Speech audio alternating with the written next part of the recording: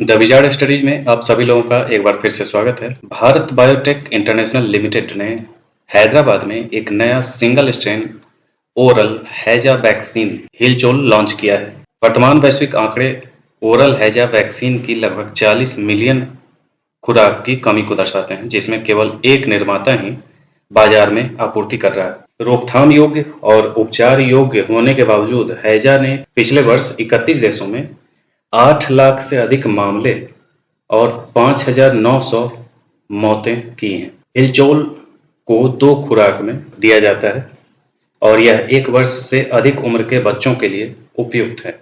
इसे एकल खुराक मौखिक वैक्सीन के रूप में प्रदान किया जाता है और इसे 2 डिग्री सी से 8 डिग्री सी के बीच संग्रहित किया जाना चाहिए। हिलचोल की विशेषताएं क्या क्या हैं? तो यह एक सिंगल स्ट्रेन ओरल वैक्सीन है, जिसका अर्थ है कि इसे इंजेक्शन के बजाय मुंह से लिया जाता है। खुराक तो वैक्सीन के 2 खुराक में दिया जाता है, जिसमें पहली खुराक के 14 दिन बाद दूसरी खुराक दी जाती है। यह 1 वर्ष से अधिक उम्र के बच्चों के लिए उपयुक्त है। उत्पादन क्षमता की बात करें तो भारत बायोटेक की योजना हैदराबाद और भुवनेश्वर में सुविधाओं के साथ सालाना 200 मिलियन खुराक तक उत्पादन करने की है। वैश्विक प्रभाव के मामले में देखें तो वैक्सीन का उद्देश्य हैजा के टीकों की वैश्विक कमी को दूर करना, जो वर्तमान में प्रति वर्ष लगभग 40 मिलियन खुराक की कमी का सामना कर रहा है। इसी वजह से ये वैक्सीन डेवलप की गई है। हैजा को समझेंगे। हैजा क्या है? तो हैजा एक गंभीर दस्त रोग है जो विब्रियो कोलेरा नामक जीवाणु से दूषित भोजन या पानी के सेवन से होता है।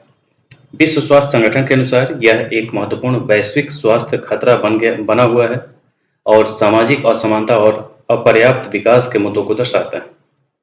अनुमान है कि हर साल हैजा के 1.3 से 4 मिलियन मामले सामने आते हैं, जिससे दुनिया भर में 21,000 से 1,43,000 मौतें होती हैं।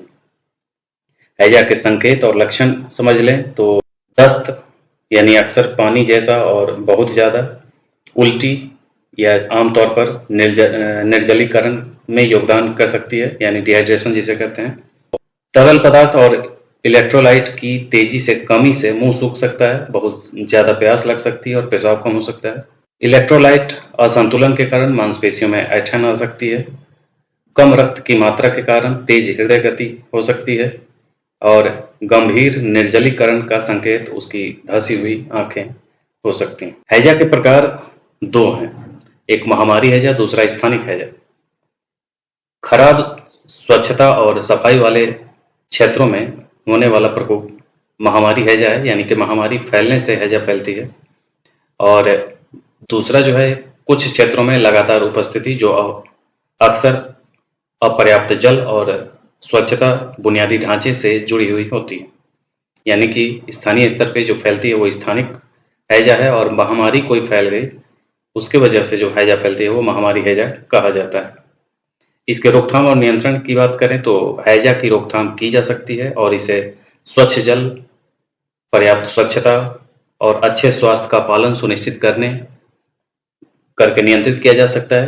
प्रभावी प्रबंधन और रोकथाम में जल और स्वच्छता के बुनियादी ढांचे में सुधार करना और सार्वजनिक स्वास्थ्य की सुरक्षा के लिए स्वच्छता प्रथाओं को बनाए रखना शामिल है। इसका इलाज तो पुनर्जलीकरण चिकित्सा, यानी कि हैजा के लिए प्राथमिक उपचार मौखिक पुनर्जलीकरण चिकित्सा यानी ORT है, यानी कि जिसमें खोए हुए तरल पदार्थ और इलेक्ट्रोलाइट को बदलने वाले घोल का उपयोग किया जाता है।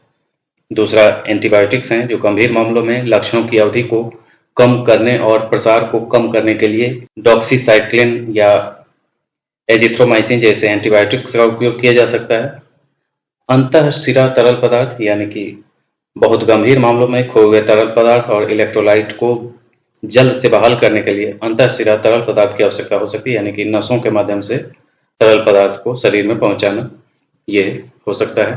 टीका इसके अभी तक जो है, पहला मौखिक हैजे की टीका OCV ये हैजे की रोकथाम में प्रभावी है और आमतौर पर इस्तेमाल किए जाने वाले टीकों में शामिल है। दूसरा है डुकोरल, एक द्विसंयोजक टीका जो विब्रियो कोलेरा सीरोग्रुप 1 और 0139 के विरुद्ध सुरक्षा प्रदान करता है।